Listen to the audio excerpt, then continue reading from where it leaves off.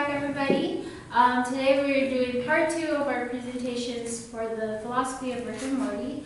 Our first group is going to be Love Fish's group. Hello everyone, my name is Love, and my team members are Voice and I. And today we're going to talk about philosophy existentialism through a point of famous philosopher John Paul Sartre. And we're going to kick off with Voice. Hi guys. So before I start, I want to say the definition of philosophy. So philosophy is the way of thinking about the world, the universe, and society. Also, existentialism. The definition of that is will highlight an individual's existence, freedom, and choice. I want to start off by talking about Jean Paul Sartre. So he has this thing called "We Are Free," and I have a picture of an eagle that symbolizes freedom. One thing that this guy does is he wants us to think outside of the box. Like, he wants us to have a mentality of, like, for example, using your imagination.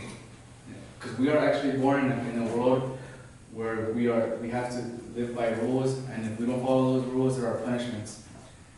In America, we have the freedom of right. We have the rights to freedom, which is the freedom of speech, freedom of choice, freedom of expression, freedom of thought, and freedom of...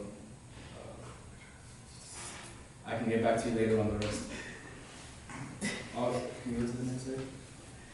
So, after watching multiple episodes of Rick and Morty, I'm currently in season 3, I've noticed that this show, like, there's a lot of imagination put to it.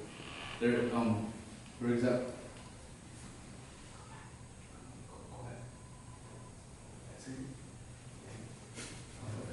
so I've noticed that Rick and Morty, Rick is an old scientist guy, and Morty is a grandson. So they're always like going on adventures. For example, they go outer space. They're fighting aliens, and they're always like going through, like, they face not diseases that are spread worldwide. So I can see why this guy was part of, like, the show, and I'm gonna let Ian finish this off.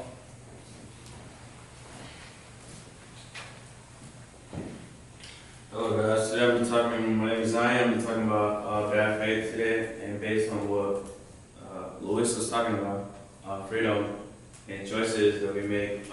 For example, one of the philosophy, his name is Jean Paul, he's a French philosophy.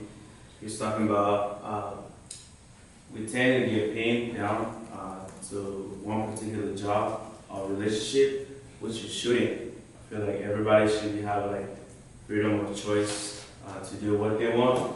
For example, if you watch the show Ricky and Marty, Rick took his grandson on a trip with him, and his parent, Marty's parent, they thought it was a bad influence because Marty was skipping school, which Rick thought it was a good idea to open mind to Marty and his grandson, which he did. By him taking him to the trip, Marty came back a little smarter than he was before. So I think it was a good choice for Rick to take his grandson to turn from bad action to good result. And I'm going to turn it over to our love Kush. Hello everyone. One of the examples of existentialism is basic capitalism. What existentialism means, existence precedes our essence. It means our personality is not built over our previous ideas or previous purposes. And basically, there's no predefined pattern we can fit into it. So that's why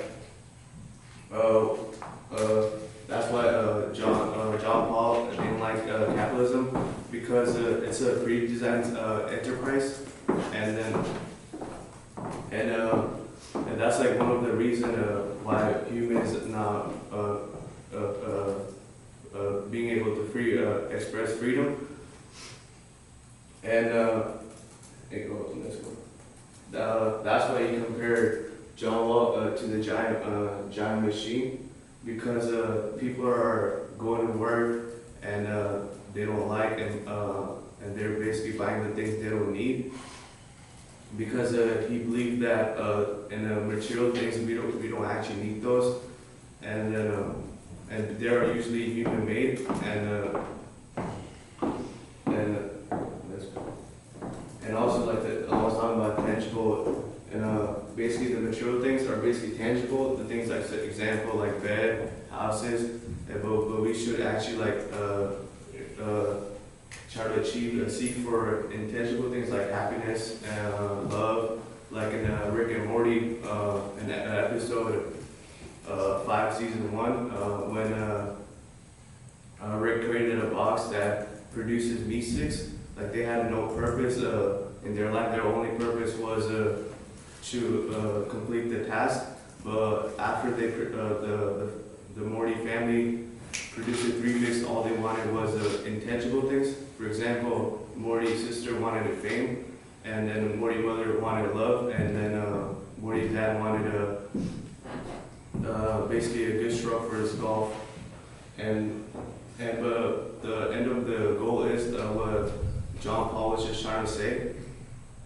Basically, we should acknowledge our freedom and not we should not like stop ourselves from a reality and do what we wish to do.